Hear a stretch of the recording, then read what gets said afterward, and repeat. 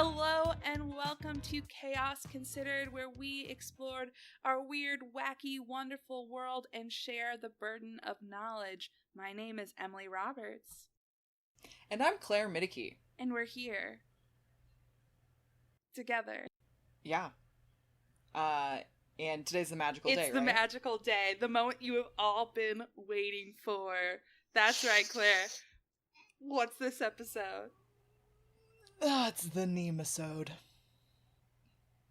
The Great Reckoning. Truly. And this is also our 10th episode, which I feel like for two people who struggle with some, like, fun, flirty mental health issues is a real achievement. That's huge. For someone who has, like, a broken brain, this is incredible. Executive dysfunction, who? Who? Who, me? I have it? I don't know about that. That'd be my stripper name, Executive Dysfunction.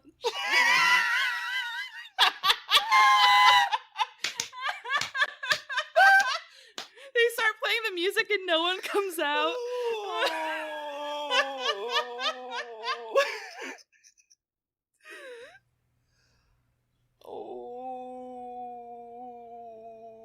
People just start tossing their cash onto the empty stage.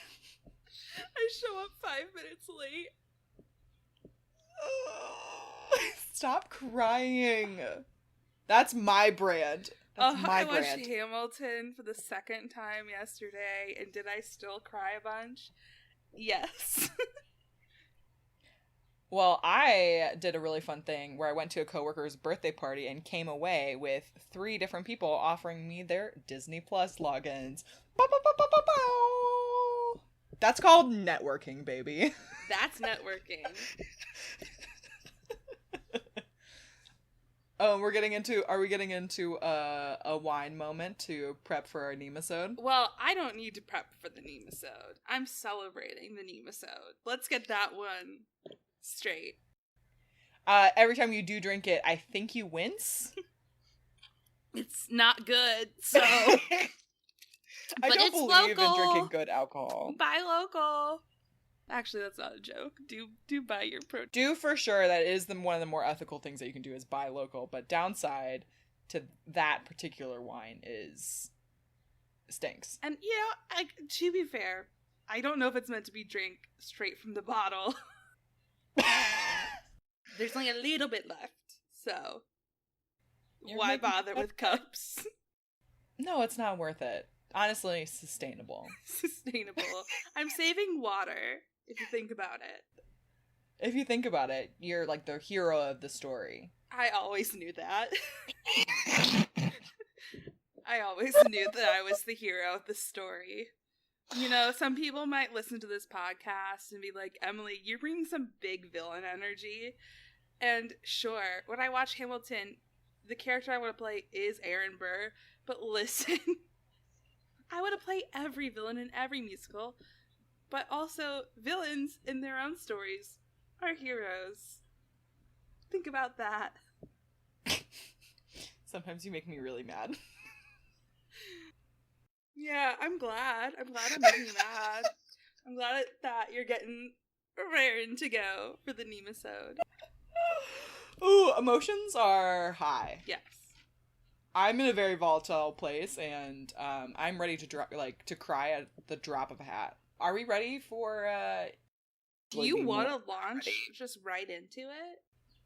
I wouldn't say that I want to. I feel like I just need to bite the bullet. It's like I'm standing in front of like a cliff. At the bottom of the cliff, there's water. I'm not exactly sure how deep the water is, but I've been told I must jump because we have a podcast. And so I just need to jump and like get that game over with. They're coming to arrest me for the 100%. Crimes I'm about to commit. Oh, I'm so deeply concerned. You know, and truth be told,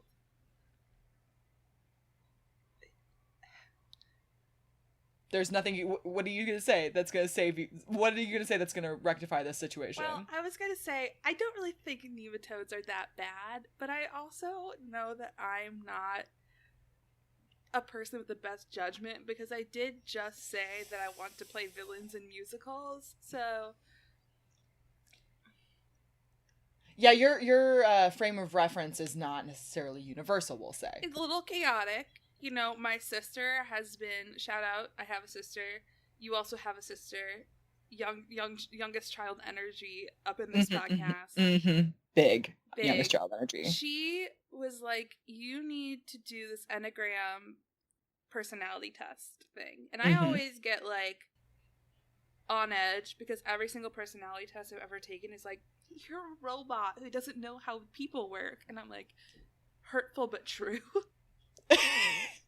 I hate the horrifying ordeal of being seen. Yes. So I took the thing and I got 4, which is like the like, it's like 4 wing 1, I think.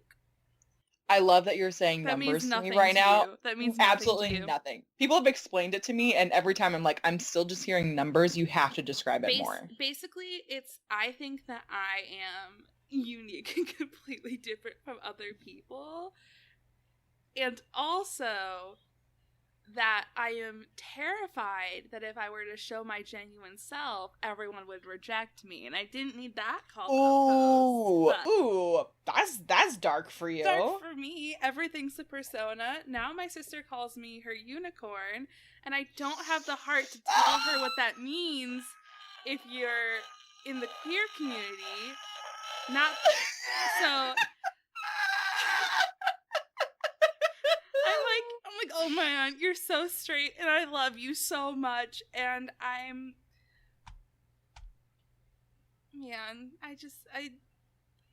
What a trip, man. What a wild ride. So she even got me a unicorn face mask, and she's like, for you, you're my unicorn. Okay, like, so she's really leaning into it. She loves the Enneagrams. And she's probably going to listen to this. This is going to be the test to see if she listens to this. It's a trap. What is that, baby? If she does message me being like, what does unicorn mean? I'm going to like... You'll know. I'll know. I'll remember. But anyways, so yes, I tend to have a little bit of a unique perspective. I think that's fair. How hard do I work to cultivate that unique perspective? No one needs to know. Yeah, no one needs to know how hard any given person tries. Because we're all trying a little bit too hard all the time, right? Yeah. And I mean, you can ask my poor roommate, but this genuinely is how I am all the time. Yeah. I recently made some new friends, and I always feel the need to apologize because the amount of conversations that I've just been like, hey, I learned a new fact and I need to tell you everything that I've just learned about it because it is now very important to me. And now they're like, is this what you're like, this is what your brain is like all the time? I'm like, no, not all the time. But just when I really, really like something. And I like a lot of things. I made my roommate mad because sometimes I invent these like little characters as like sort of a goof, as a bit. You know what I mean? Like I'm a one-man improv team because she's quirky with no audience, no willing participants. You're saying I'm the manic pixie dream girl of my own dreams. So I was like, we were talking about getting maple syrup at the farmer's market because I am that white. Mm-hmm. And I was like, we're gonna get that map syrup. We're gonna get map syrup. So we did that I did a map syrup bit for like 5 to 10 to 15 minutes. And then my brain an indeterminate amount of time. And my brain went, you know that scene in Elf, the movie, where he pours maple syrup on his Getty? So, do you remember how I feel about the movie Elf? No. I don't. When I was little, whenever it first came out, my dad took me to see it with my sister. And at the time, I'm sure there was like some animated movie that was out in theaters, and I really wanted to see that. And they're like, no, we're going to see Elf because your sister's way older than you, and this will be a fun family event. I don't handle secondhand embarrassment. I don't handle it well. So approximately 5 to 10 minutes into the movie, I started sobbing.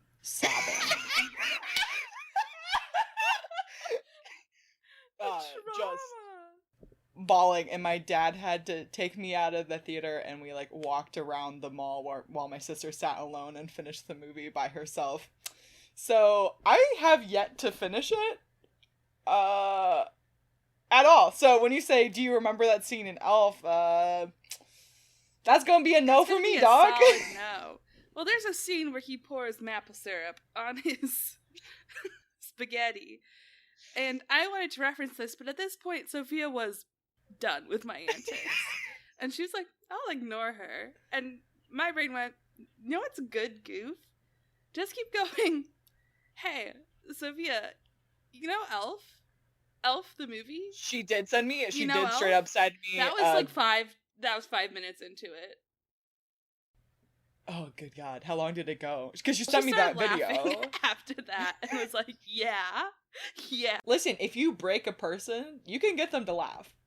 You just, like, break their spirit, then there's no other solution for them but to laugh. I told her yesterday, the line between hatred and love is so thin, and I walk it every day. The line between annoyance and laughter? Also what line? Very thin. For me, at least, because I get a kick out of it. Oh, like, for sure. I'm cackling, and if I'm having a good time, we're all having a good time. Oh, for sure. For sure. Speaking of a good time, Claire, I think we put it off long enough. It's time for the Nemasode. Wow, wow, wow, wow, wow. I straight up have no idea what a nematode is. I'm gonna educate you, my dude. Your mind is blown by these funky little dudes. So, let me just pour one out for my homies. And by pour one out, you mean drink specifically, like, straightly from this wine bottle. Yeah. Mm-hmm. Perfect. Ooh, the face you're making is so sad. It's delicious. There's a lot of tongue in that face. There's a lot of tongue. Okay. So what is a nemasode? Not what is a nemasode. This is a nemasode. This is a nemasode. This is a nemasode. What's a nematode? What are... Okay, also, I'm going to pause real quick. Because I do think that this essay... What? This episode is, like... I gotta admit that the other worm episode we did is our least listened to episode. I mean, will this episode be successful? Probably not. People are probably gonna be like, not into worms. But I'm into worms.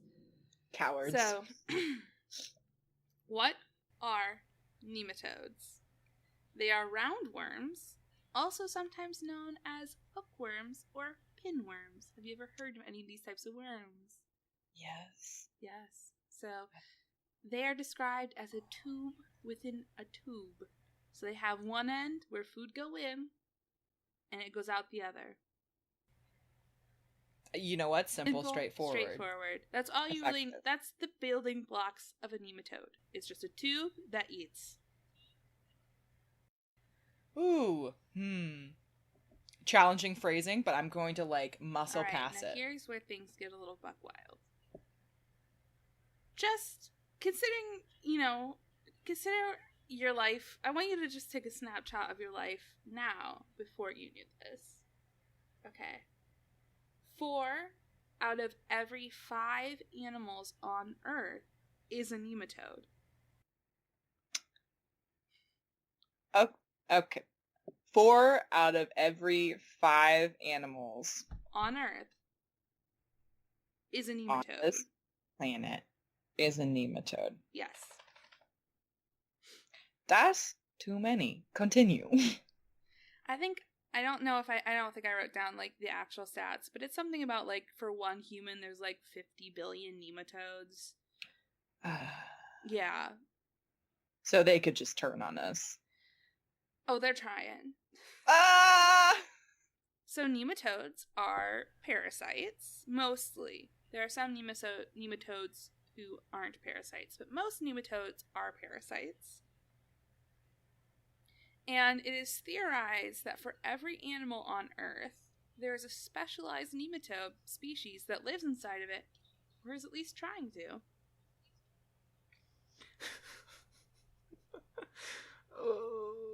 So I'm going to let that one sink in while we talk about size. Because this is the one that really got you back when we were digging into worms, is worm size. So the smallest nematodes are microscopic. They live in sediment. Mm-hmm. You pick up a handful of dirt. There's nematodes in that, bro. You just can't see them. Okay. How large do you think the largest are? Okay. I don't know. But I know that they should be able to get real big. One, because you're being very menacing right now. And very scary right now. So I know that in my heart that they're going to be bigger than I want them to be. I also vaguely remember I had a class, like a microbiology class, where we talked about bad worms. Those are my Nema bros. Which I didn't realize. And it was anything that I learned about it, I immediately repressed. So this is going to bring up we're going to talk about them in people. Yeah, for sure. Yeah, I thought that was going to... That's where we're going. Where we're going, and you cannot stop me. Who needs a friend in a pocket when you can put a friend in a cavity? Okay.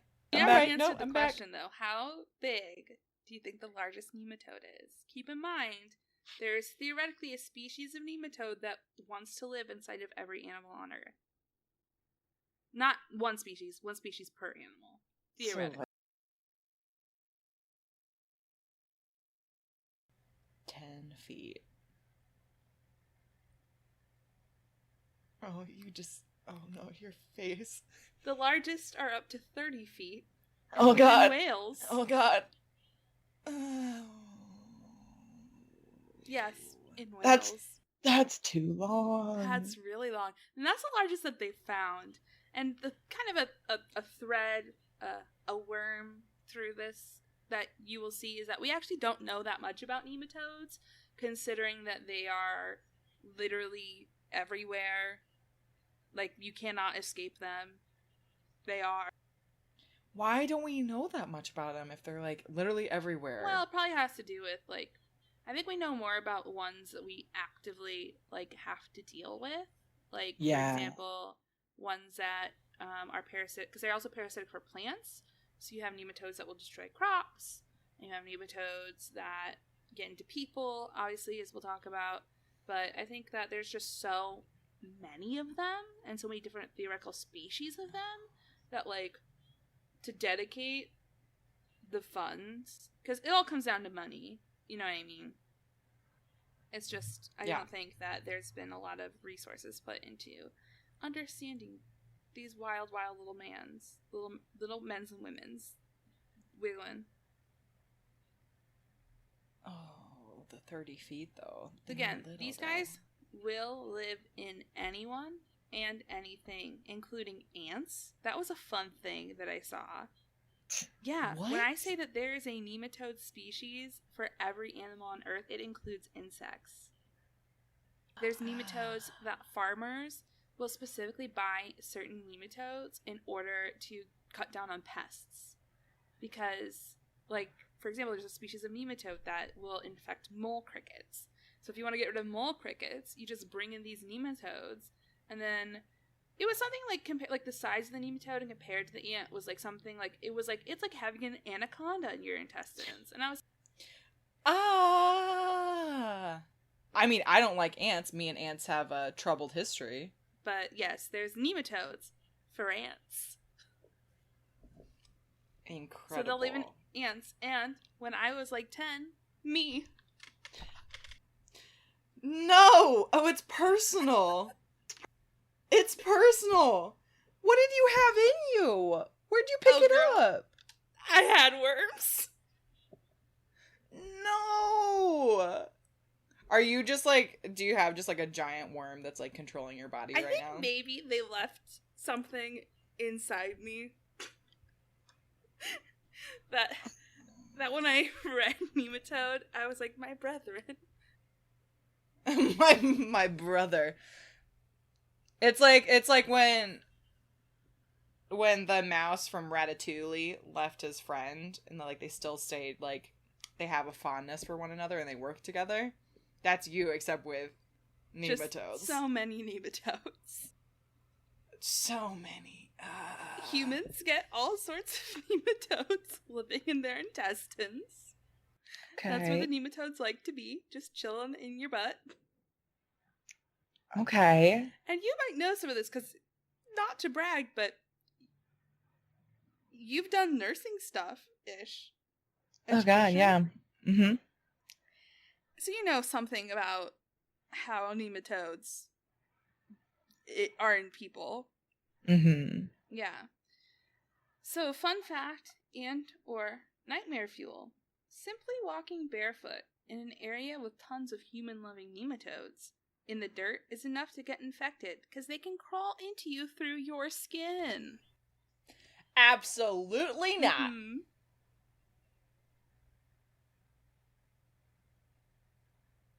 Yep. No. Continue, but absolutely no. Continue, but like the idea that I can't have like a whimsical barefoot summer where my feet get absolutely disgusting because I don't like shoes. The fact that that is being my like innocence and my childhood's being like stripped away from me and being filled with worms. Listen, their goal is your intestines, but they will go through you to get there. You know, like, the whole, like, life cycle of when you have a parasitic worm, Claire? Can I tell you? No, absolutely not.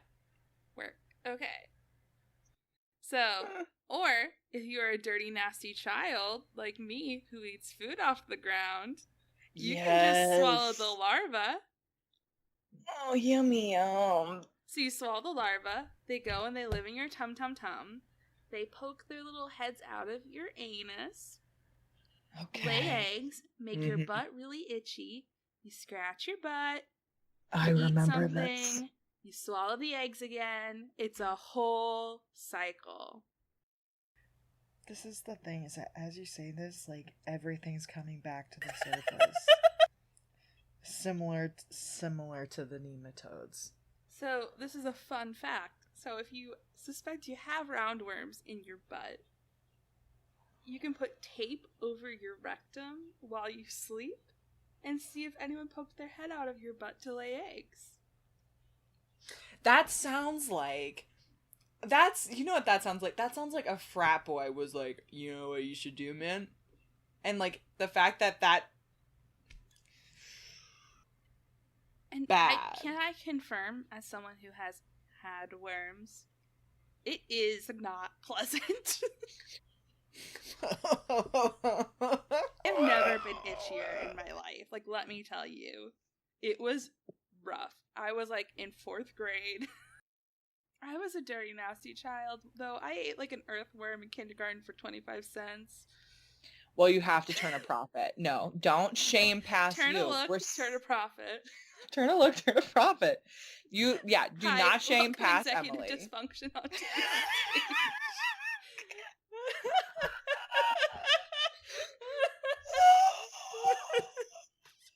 Fun fact, my mom never told my sister that I had worms. So if my sister listens to this episode... Yes! I don't think my mom ever told me that I had worms. I think she, like, literally, like, looked at my butt, was like, this bitch got worms, and then got me medication. Oh, man. That's rough. Having children is a hard choice, and we respect those who do it. Because, boy, howdy. They're foul. And also, that's not the only way you can get nematodes. So you can get nematodes through your feet, through your mouths. You can also get a species of nematode from a mosquito bite. And guess how long those guys can grow?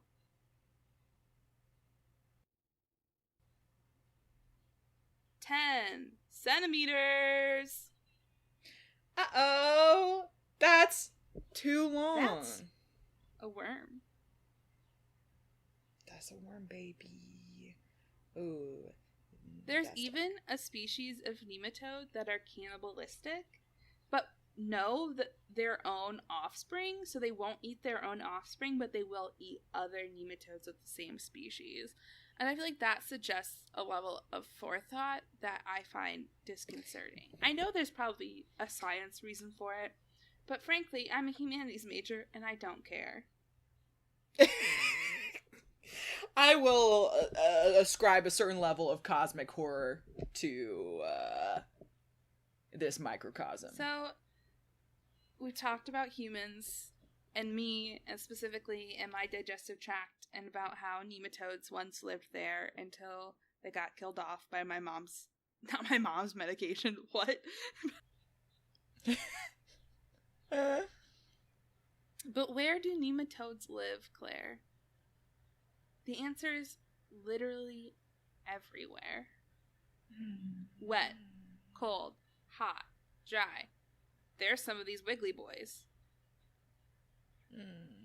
They're just gonna be, eating through one end, pooping out the other. They represent 90% of the animals on the ocean floor. That's a lot. That's a lot. To be fair, the ocean floor, that's a hard place to cut. It's a hard place to be. So having just a bunch of wormy boys thriving like that makes sense, even though I don't like the numbers. Yeah. And nematodes were featured in SpongeBob. So there you go. There were nematodes in SpongeBob. They're so unimpressed. This is the thing, is I didn't watch SpongeBob growing up. You could tell me. Are you okay? Childhood was hard for me. Girl, you're just out here slamming VeggieTales left, right, and center, not having a real education. Yeah, I had a very strong VeggieTales upbringing. And not as much SpongeBob or Teen Titans as the rest of my friends. Do not get me started on Teen Titans. We all know one of my first crushes was Beast Boy. I toe the line of being a furry every day. What was it? Wormy. My wormsona. But you have your in now. Yeah. It's like, hello. I don't know. What would my wormsona name be? Is it cheap to say executive dysfunction?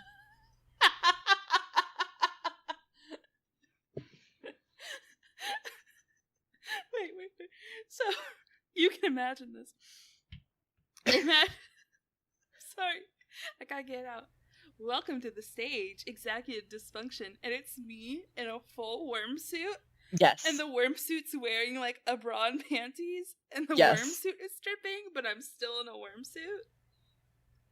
I'm very into it. Very hot. It's a very good look. I'm gonna live in your intestines. Ooh. There are going to be people that are very into that. Ooh. Yikes. Because everyone's out here living their best life, and you're providing a very specific, very, very niche. What we say? On the wall. I was laughing so hard. We gotta turn a profit. That's just, when you're young out here in 2020, you gotta do whatever you can to turn a profit. Ooh, buddy. I'll strip in a worm suit for $1. For $1, hey, listen, it's not 25 cents. Look at you go. Onward. Inflation, though. Inflation. Though.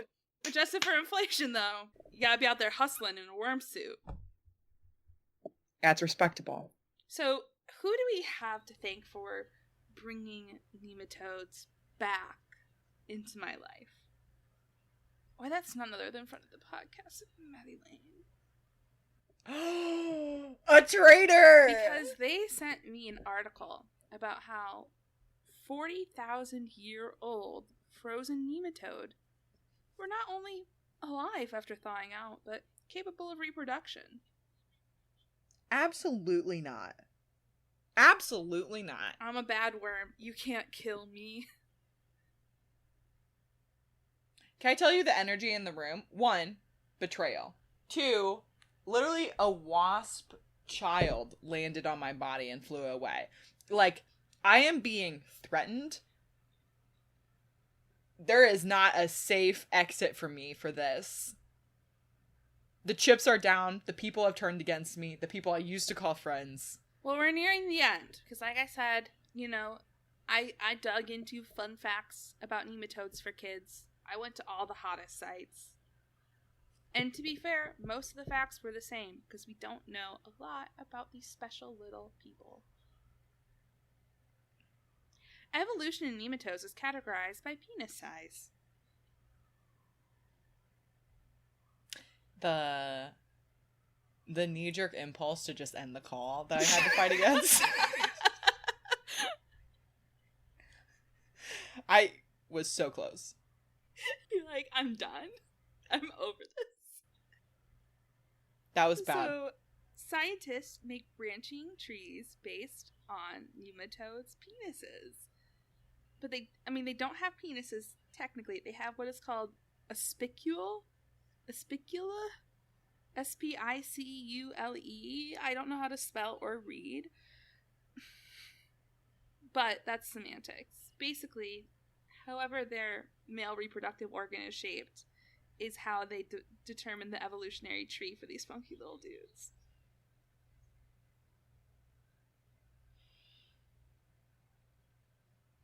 So I want you to know that did it for me.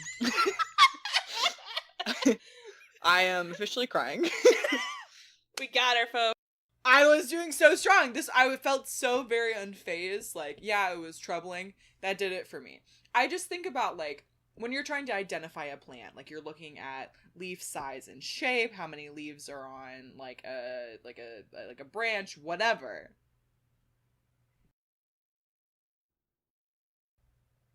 Nematodes trouble me. Maybe that's my nematode, my worm sauna's Christian name is Trouble, but then their stripper name is Executive Dysfunction. I can't be mad at that. I can be mad at the information beforehand, which was the worst. No, nothing I say after this is gonna get you. So there's only 2 more bullet points from me. Okay, Claire, can you make it through this? I can sure give it my best try. There are scientists who specialize in nematodes, and they're called nematologists. I love that for them. How do you get to that point? Where you're like, I, in my professional career, want to specialize in nematodes. Mm-hmm. I mean, Monsanto probably pays you big bucks to figure out how to kill them. You know what? That checks out. That checks out. Mm-hmm. Medicine. I'm sure, like, I'm sure there's, like, you can be, like, a parasite expert. Yeah. And I mean, it is, like, it's fascinating. Like, I'm not hating on it. Don't be hating on my worms. Otherwise, you're gonna catch these worm hands. My hands are made of worms. This is the last fact, the one that brought me the most joy. So there's an online database about nematodes called Wormbase. Oh, that's sweet. Like, I'm hacking into the Wormbase. I gotta get into the Wormbase. Hack into the mainframe. Knowledge? What forbidden knowledge is being held in Wormbase? Area 61, I don't know her. I want to get into Wormbase. We all have different priorities, and for some people, it's Wormbase. So, that is nematodes, a snapshot. If anything weird or interesting comes up, if people want to send me any weird or interesting things that they find, like, I would love, in the future, to hit on, like, articles, maybe, like, continuations of past topics we've done. Like, hey, they found this other weird thing about nematodes or frogs, or, you know, just this little, Claire wiped the sweat from her brow. I've repressed so many of them. So many, and I'm proud of that. So, I think we've all had a good time. I've had a good time. Again, I don't think this is a particularly troubling episode, but you did cry, so. I did tear up. You know what I mean? I did break temporarily. I'm back, but I did break temporarily. So, I'm gonna, cheers. to the Nemasode. Snaps Long all time around. coming. Snaps Happy all around. episode 10. Happy Nemasode. So I think it's time for me, my segment. I'm ready. So, okay. Give me a second. Let me get my papers out so that I can. Claire has to reset her brain. I got worms in my brain. You know what I mean? Claire, you have, beneath you right now. Just for you, Claire. There's, billions of these boys. Oh, we don't need to. We don't need to emphasize this. When you go outside, I hope that's what you think of, is just how many nematodes am I stepping. I am going to try to forget this information as quickly as possible. I'm going to try to bring to the table a distraction from the worms element discussed. That has been What's discussed. the opposite of a worm? Watergate? I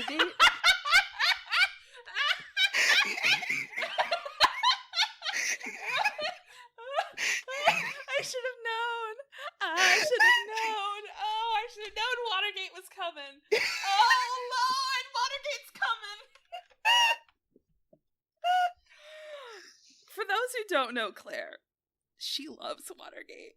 She, unironically is into documentaries about Watergate. It's her, I'm sad, time to watch Watergate. It's a reset for me. Sometimes you gotta reset your life and center on something, and for me, occasionally that center is Watergate and the scandals surrounding it. Live, laugh, love. I'm a mess, but at least I'm not Richard Nixon. At least I'm not on the Richard Nixon At least thing. I don't have the name Deep Throat. At least I didn't do that to myself. Yeah. Deep Throat was a bad name, and that was a choice made, but can I tell you?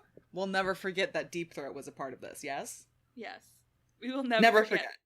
Never forget that. Hashtag. So, I want to clarify. Before we begin, I want to clarify a couple of things. One, not a history buff. My understanding of Watergate and Nixon and whatever, it's shaky. It's not perfect. I gotta tell you, I got a degree in American history, but if it happened after 1915, I don't know what it is. Well, because I was about to ask you, what do you remember about Watergate and everything that happens? My dude. Okay, let me just tell you.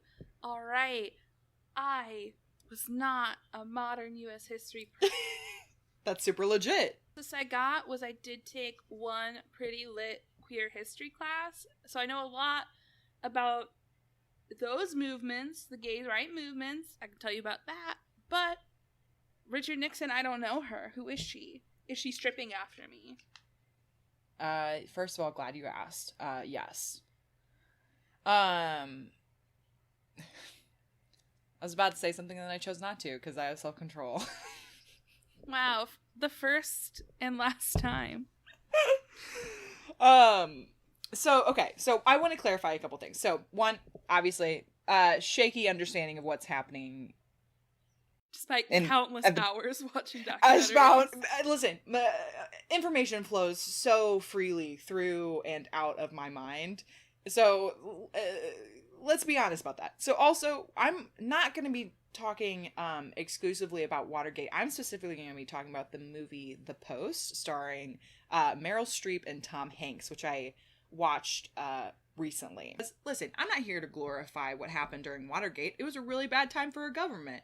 We had government officials doing a lot of really bad things. There was war going on, and a lot of people lives were getting severely messed up. So I'm not here to make light of it, but the movie The Post was fire. But in order to talk about it, very conveniently, we do get to talk about some of the scandals that occurred. I have just a quick question. Go for it. So if you're a first-time listener to this podcast, and you're like, okay, the premise is that Claire brings something good and wholesome and heartwarming and nice to recover from nematodes, in which way will we be healed by Watergate? So I'm gonna be honest, this any segment that I do is stuff that brings joy and light to me, and whether it brings joy and light to you, I can't predict that. You know what I mean? I would assume when people hear the information I have to say, they will be uplifted, restored, and their skin will get clearer. Crops watered. Crops fully watered. Watergated. You know what I mean? Like, Deep-throated. I can't control... One thing I've learned in my 23 years is I can't control how other people interact with the information I bring. I will bring something that's life-giving for me, and then I will let the chips fall where they may. All right, I'm ready. Okay, so... I'm not just talking about, like, the main Watergate scandal. There's a handful of scandals that I just want to lay out before you, just to remind people of what's happening during this time. Okay, we are in the Vietnam War. We've been here for a minute. Nixon has started his secret taping sessions where he's just recording his conversations with politicians and advisors and whatever. Super sketchy. The Post specifically talks about the Pentagon Papers. Okay, this is before Nixon does a super crazy thing where he like breaks into psychiatrist offices to like smear his enemies. This is before he breaks into the Democratic National Committee to bug their telephones so that he can thrive as a politician, let's say. This is before he does all this. The focus of the Post is around the Pentagon Papers. Now, I don't know everything that goes on into the Pentagon Papers. All I know is that this guy named Daniel Ellsberg, who was like a former military analyst, was like, hey, guess what? I'm super disillusioned with this war that's happening. I don't understand why we're still in it. He finds the Pentagon Papers, which essentially detail the secret history of the Vietnam War. And he said, what if I did something really cute? What if I steal these super secret papers and then give them to a bunch of newspapers? And he does. So he gives them to all these different newspapers. He gives them to the New York Times. He gives them to the Washington Post. And there's so much information in these newspapers. I'll hit on a couple of things. Essentially, the main thing that's happening is 4 administrations had lied to America about their intentions for the war. At a certain point, they knew they weren't going to win. Right? They're like, this is not getting better. The more people that we bring to Vietnam is not improving our odds of winning the war, but we want to save face, and we don't want America to suffer a humiliating defeat and not under our administration. So that meant that they were lying to America about their reasons for being in the war. The U.S. at this time had expanded the war to include the bombing of Cambodia and Laos, which they had not told anybody about. Whoopsie daisy. It's just all about bombing random places. Uh-oh. So it has a bunch of really damning stuff for the past 4 administration, including Nixon's administration. So what you need to know about the movie The Post is it follows Meryl Streep's character, Katharine Graham, who is the first female publisher of a major American newspaper. So it is offering a perspective that's normally not shown in like a Watergate style movie, which is normally focused on like a very male perspective, male newsrooms or whatever. It's not solely about her, but she is kind of like the hinge that this all relies on. Because what had happened was all these different newspapers got all this information. The New York Times published one article about it and was planning to keep on publishing like all the information that they had found. But then Nixon said, hey, dude, we're about to sue you so bad and shut you up forever. And then y'all are going to go to jail. It's going to be a big deal. So they were using the power that they had to like threaten these newspapers. So the New York Times was like, I'll cool it. But you know what the Post said? The Post said, I'm such like a cute little like family-owned business led by Meryl Streep. Actual Meryl Streep. Actual Meryl Streep, God bless. And guess what? We're gonna publish. So the power of this story comes from like who the perspective is on. And it also details like how difficult that decision was and what was all at stake. And then it also grapples with the intensity of being a female in a male-dominated field. She never asked for this position. Her husband died. and she got this company. Like, that's why she was the first person, first female to have like a major American newspaper. Anyways, it was a huge thing. It kicked off, like, shortly after this is when Nixon goes wild and starts breaking into stuff and doing a bunch of crazy stuff. But this kicks everything off, and I just think it's really good to hear from perspectives that have normally been ignored from history. Like, one thing that I would recommend to the general people is to look up, I think, Martha Mitchell, I believe. I know Martha Mitchell. Mm-hmm. She kicked off, essentially, she sounded the alarm for, and they ignored her, right? She ended up getting, like locked up, like, by her, like, husband or whatever, and the Republican Party, and they were like, we'll just keep you in here because you're crazy. She's like, yeah, I'm not crazy, lads. Martha Mitchell was, she was super famous. Like she was super famous for, one, just, like, being, like, a socialite, throwing these parties or whatever, but she was also super famous for getting really drunk and calling up reporters and leaking secrets. Love that for her. So she started, she was gonna end up leaking the secret that, oh, hey, guess what? I know the person who went into the Democratic National Committee and something's up and something's not right, and I wish my husband would stop doing what he did. But what ends up happening is her husband sticks this FBI guy on her, locks her in the house, and then everybody calls her crazy, along with Nixon. And Nixon says stuff like that even after he's, like, out of office. But the reality of it is that she was legit. Anyways, more perspectives are great. Sometimes you gotta celebrate July 4th by, like, taking a good look at your government and saying, that ain't it. You know what I mean? And that's what I do. So me bringing this is saying, hey, guess what? Sometimes you gotta get really into a good old government conspiracy. Sometimes it's cathartic to have, like, a sticking it to the people in power moment. And then it's especially cathartic when you're being honest that it wasn't just a bunch of white dudes controlling everything that was happening. So that's what I have to bring to the table. The Post. It's an incredible movie. Also, Tom Hanks is in it, and he does a great job.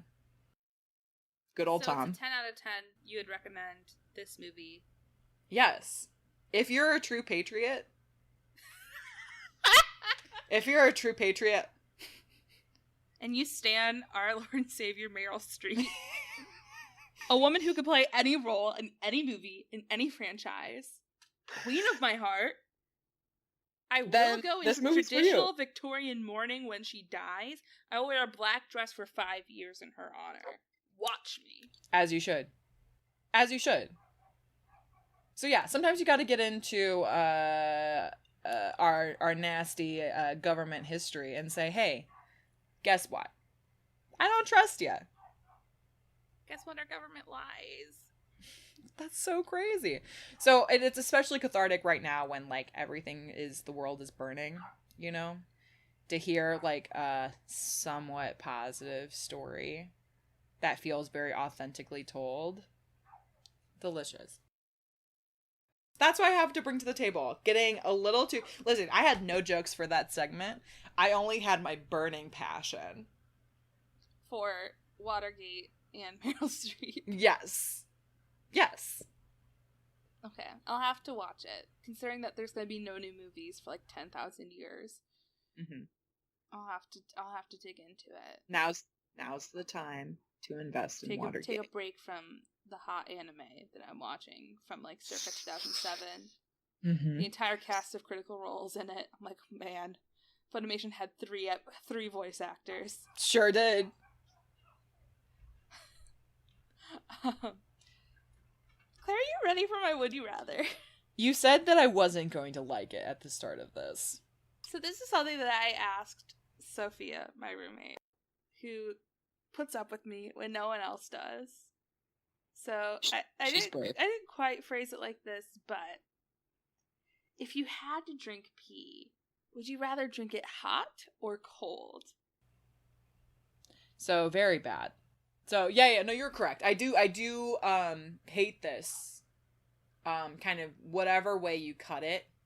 Does it help that Sophia was in the bathroom at the time that I asked her this question? Can I tell you? I would argue it does make it worse. Okay. Just thought I'd check. I hate to be the voice of the people, but I do, Emily's like, I would argue. is that a war When she's crime? vulnerable? Maybe. Maybe. Okay. I don't know much about war crimes. I'm not a war crime doctor, but... I'm not a... It's not my scope of practice. So this is what I'll say, because I'm being forced to answer this very bad question. Hot or cold? This is what I'm gonna say. Cold. I'm gonna say cold, because I just have to distance myself from that this came from a human body as much as possible. And I will, this is the thing, is I can like drink water very fast. And so my hope is that I could just have it frigid cold, knock it back, gag, and then lay down on the floor where my body will be consumed by nematodes, and I'll just rot gently into the earth. Because I can't imagine a future forward for myself in this situation.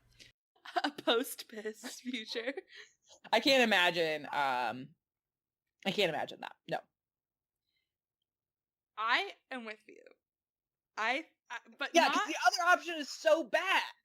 But here's where my brain went when I first thought of this and had to ask for confirmation from Sophia. My brain went, hit yellow like lemonade, so need be cold. Can't argue with that flawless logic. You can't. A simple human being. When I see yellow, I think that needs to be cold. I don't disagree with you. Mm-hmm. I just don't like it. Because honestly, there is nothing worse than going to the doctor's office and having to pee in the cup and holding like a warm cup. It's very and you're like, bad. my body made this. No, it's very bad. Which is the idea of like, if that was the case, it would need to be iced. And also, is this the most chaotic one that you've brought to the table? This might be the most chaotic would you rather, because can I tell you, I'm fully rattled by it. It's fully fresh from my noggin. Those are the best ones, because I pick up a lot of ones from websites, and those are just like, but every once in a while, my brain will provide me with something. This is the thing about would you rathers, is that there are times where it's like, you know what? The choice between these two options feels kind of obvious, but the fact that you're making me admit this out loud. Like if you were in the wilderness and you had to drink your pee to survive, you would wait for it to cool down. That's the understanding that we've just made between the two of us.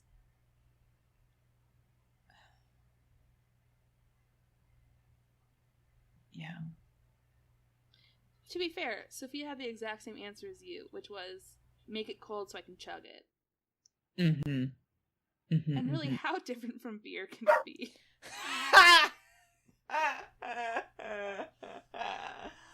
I too dislike beer. I also dislike beer. To be fair, you have like Warzone flashbacks of living next to the brewery and having to like smell the stench of. Listen, to me that's not the issue. That smells like home. Like honestly, the scent of like hops like reminds me of home just because like I was next to the brewery. Like that's fine. It just tastes like garbage. We're gonna get so many people. We're not. No one listens to this. We're gonna get some people who are like, you just haven't had the right beer yet. To be fair, my sisters, when they were like, ooh, Claire, I'm gonna slip you a little drink if you want one, because we're older and like cool sisters. And I was like, okay. And they'd pass me their like IPA, and I'm like, ugh. I didn't handle it well. Yeah.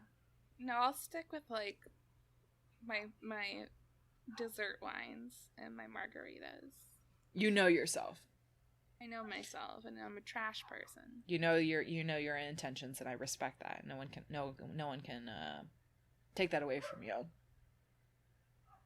Wow, I feel like we've really come to some sort of conclusion. I don't know what the lesson from this episode is, but it's settling. You know what I mean? It's settling in some kind of way. It's like a puzzle piece that's like fitting together, but the image is dark and disturbing, but it does click into place. So if you enjoyed this podcast, please head over to iTunes or wherever you get your podcasts and leave us a very nice rating. We'll super duper appreciate it, and maybe we'll even shout you out. Who's to say? Not me. I don't know what the future holds. It's 2020. We make no promises. We also have Chaos Considered Instagram and Twitter. That's like non-active, but about to be very active. So it's about to get kind of crazy. Put some nematodes on it for the fans. Some hot nematode pics. I'll send you some. Yes. Nothing else comes out of this podcast except for one person decides to draw me as a worm stripper. I just want It's gonna one be person. me. Please, Claire. Please draw me fan art. I'm gonna draw you fan art. There's very... like a whole narrative about executive dysfunction that I'm interested in. Who is she? How did she get here? A worm by any other name. Anyway, bye